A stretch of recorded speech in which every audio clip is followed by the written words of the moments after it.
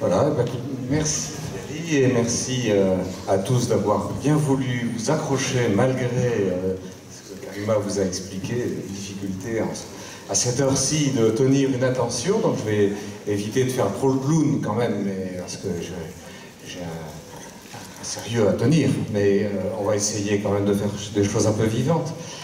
J'ai pris un abonnement finalement à venir en Aquitaine.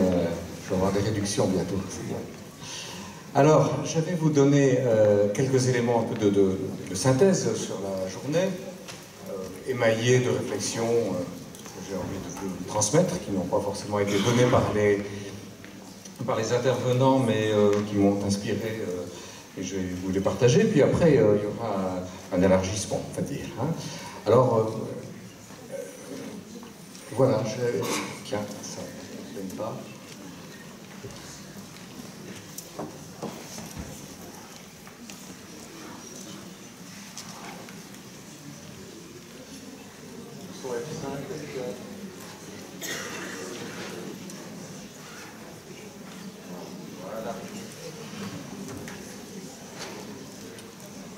Voilà, donc des petites choses en vous écoutant parler. D'abord, je voulais revenir sur le titre de la conférence, enfin du colloque, l'évaluation des besoins des personnes autistes. Non, des personnes avec autisme, je préfère. Tu l'as dit, Manuel, je trouve qu'effectivement, réduire les personnes à l'une de leurs caractéristiques, c'est n'oublier que ce sont d'abord des personnes, et donc je souhaitais souligner ça. Puis, on a démarré sur le ton du jardinage. Manuel nous a invités sur le terrain. Alors j'ai dit, sur le terrain, qu'est-ce qu'on fait? On laboure, on enrichit, on sème. Finalement, qu'est-ce qu'on fait? On se forme. C'est ça, préparer le terrain. Et puis, le terrain, ça s'entretient. Donc, il y a des interventions, on prend soin des gens, c'est tout ça. On prend soin aussi de ce qu'on met sur ce terrain. Parce que l'intérêt, c'est qu'on va récolter. On va récolter quoi? On va récolter des progrès, on va récolter de la meilleure qualité de vie. Et donc pour tout ça, il faut s'outiller. Et c'était le but de la journée, c'était de s'outiller. Alors voilà, le travail qu'on a, c'est voilà, évaluer, intervenir. Voilà. Eh bien, donc on se souhaite bon courage pour ce programme. Et puis on va revenir quand même sur ce qui a fait cette journée en vous écoutant parler. Ce qui m'a intéressé, c'est que Catherine Barthélémy ce matin nous rappelle qu'aujourd'hui on a un accord international sur les critères diagnostiques de l'autisme. Voilà, je pense que c'était important qu'on y arrive à ça. Et elle nous a rappelé quelque chose de très important, c'est la plasticité du cerveau social de la petite enfance. Et donc, du coup, l'importance dans le plan autisme et dans les plans régionaux autisme que toutes les régions ont fait ou sont en train de faire, de bien organiser le triptyque repérage, diagnostic, intervention précoce, parce qu'on voit que ce n'est pas simplement une question d'organisation de la prise en charge, c'est qu'il y a un vrai défi pour les enfants, pour intervenir très tôt, parce que c'est des pertes de chance si on n'arrive pas à monter ça. Donc là, on a un enjeu fort au niveau des politiques régionales et de la politique nationale.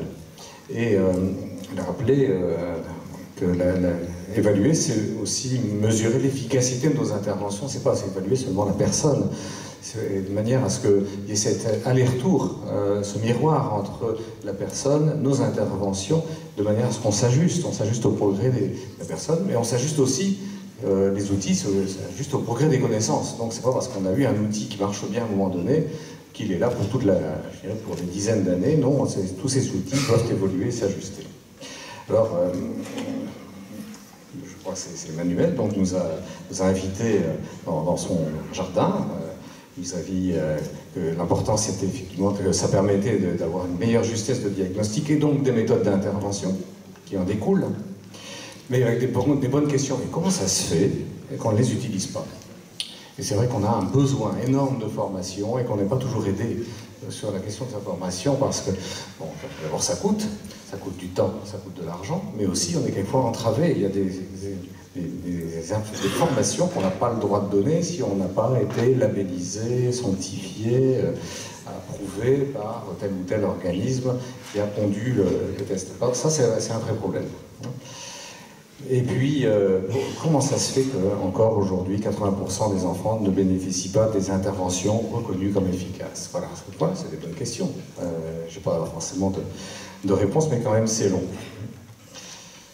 Alors il faut du coup former des équipes de proximité. Alors EDAP c'est bien, dans ma région aussi nous montons des EDAP, hein, donc on a quelque chose de tout à fait semblable, donc je comprends tout à fait bien la démarche. C'est vrai que les équipes de proximité c'est important parce que les familles ont besoin de trouver très vite aux proximités de chez elles des gens compétents. Les centres de ressources ne pourront jamais pourvoir, et d'abord c'est pas leur rôle, de pourvoir à la réalisation de l'ensemble des diagnostics. On demande aux centres de ressources de venir en appui aux équipes qui font ce travail et de les aider surtout dans les situations complexes. Donc progressivement, je pense que dans quelques années, les centres de ressources feront de moins en moins de diagnostics. Et s'ils y arrivent, c'est parce qu'on aura réussi à ce qu'on ait formé et qu'on ait constitué suffisamment d'équipes de proximité.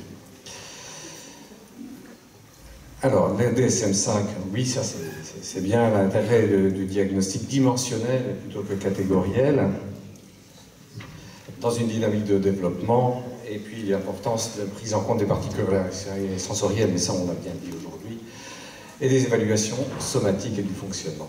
Alors, on a vu aussi dans les approches de l'évaluation neurodéveloppementale l'importance de prendre le contexte institutionnel parce que faire des évaluations dans un milieu qui n'est pas prêt à les accueillir, c'est quand même un peu du temps perdu. Et donc il faut vraiment qu'il y ait un bon accordage entre la volonté institutionnelle de s'engager dans ces évaluations et ces évaluations, est-ce qu'ils vont en faire quelque chose. Et puis, toujours prendre en compte le contexte de vie de la personne. Je vais essayer d'aller très vite parce que j'ai plein de choses à dire, et si je m'arrête à toutes les phrases, mais de toute façon je laisserai le diaporama pour y revenir. Alors le GEVA Autisme m'a beaucoup intéressé, et je me disais que voilà un outil qui serait intéressant de rendre peut-être, une réflexion, obligatoire dans tous les établissements, toutes les personnes avec autisme bénéficient de cette évaluation de manière à ce qu'on ait un outil partageable, qu'on puisse transmettre au cours du parcours de vie de la personne, parce qu'on voit trop souvent des ruptures quand une personne passe d'un établissement pour enfants à adolescent ou adolescent à adulte. Il n'y a pas de transmission de la connaissance qu'on a cumulée au cours des années d'accompagnement, et c'est vraiment une perte pour les personnes, une perte de chance. Donc avoir un outil qu'on pourrait partager ensemble et qu'on pourrait se transmettre comme ça, ce serait vraiment quelque chose de formidable si on y arrivait. Alors les adultes avec autisme, Dominique nous a beaucoup insisté sur cette perspective de dynamique d'accompagnement. Les adultes avec autisme, pour moi, c'est la grande préoccupation pour demain, et moi je milite pour qu'un éventuel 4e plan autisme priorise absolument la question des adultes. On avait essayé de le faire passer dans le 3e plan comme un des grands axes, ça n'a pas été retenu. Bon, il y a quand même des choses pour les adultes, hein, mais je pense que là vraiment il y a un vrai défi. Il ne faut pas oublier qu'il y a quand même 2/3 des personnes avec autisme qui sont des adultes, et les enfants qui bénéficient aujourd'hui de prise en compte plus adaptée, eh bien, il faut que ça continue dans le secteur adulte. Donc il y a vraiment tout un chantier à engager tous ensemble. Alors, sur l'évaluation du fonctionnement, j'étais très intéressé par l'insistance qu'il y avait à ce qu'on conjugue les évaluations informelles et les évaluations formelles. Je pense que l'une et l'autre nous apportent des informations et qu'il faut les conjuguer.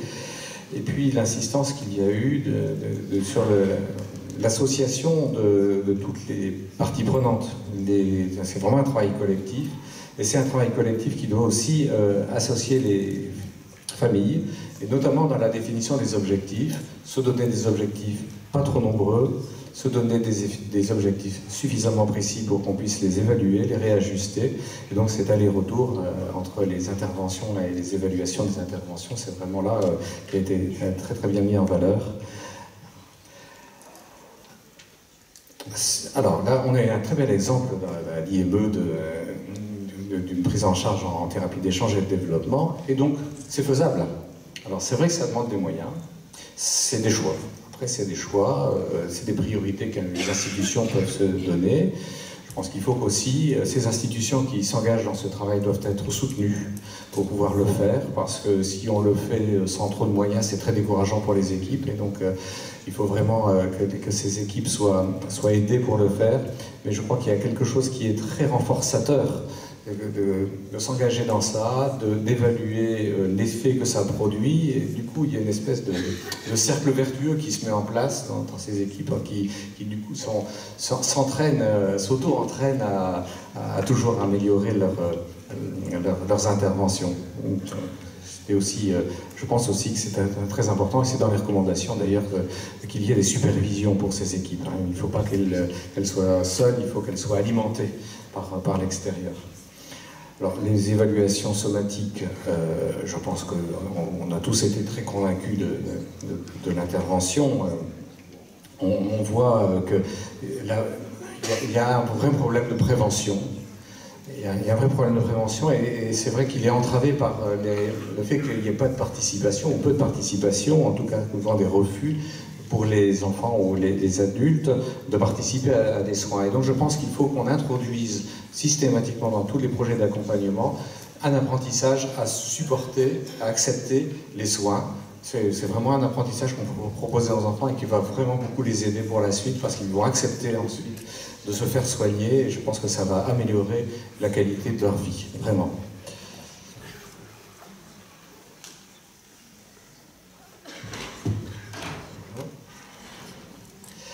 Alors sur les particularités sensorielles qu'on vient d'écouter, enfin oui, on les reconnaît, enfin on les prend en compte, mais il faut les prendre en compte vraiment. Alors qu'est-ce que ça va changer dans l'attention qu'on va avoir par exemple, est-ce que ça va changer des choses dans l'architecture des établissements, dans le soin qu'on va apporter à l'aménagement des espaces sur le plan sonore, sur le plan visuel. Enfin, on a des exemples maintenant de choses qui fonctionnent, il faut absolument qu'on se les transmette. Et il ne faut plus accepter d'établissements qui ne soient pas attentifs à ça. Les créations d'établissements doivent absolument prendre en compte cette dimension sensorielle. Et l'importance aussi, c'est de pouvoir accorder nos attitudes pour ne pas mettre aussi les personnes en situation de souffrance. Et là, c'est vraiment de la